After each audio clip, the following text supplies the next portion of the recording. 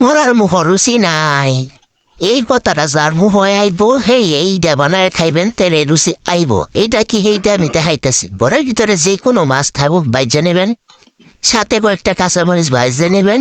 যদি আপনি বেশি ঝাল খাইতে চান তাহলে কাঁচামরিচ আপনারা ধরবে না জালে, সাথে কয়েকটা শুকনা মরিচ বাইজা দিবেন, তাহলে ঝালটা ফেভারিট হবে। তারপরে মাছটা বাইচা সুন্দর করে কাটা গোটা বাইচা নেবেন।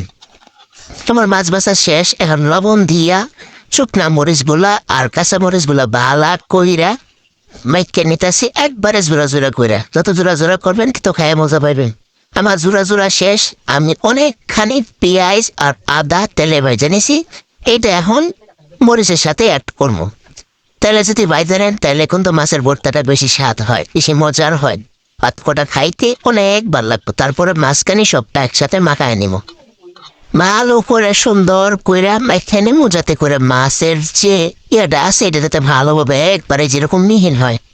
তাহলে ভাতের সাথে ভর্তাটা খাইতে অনেক মজা লাগবে। এই যে দেখেন।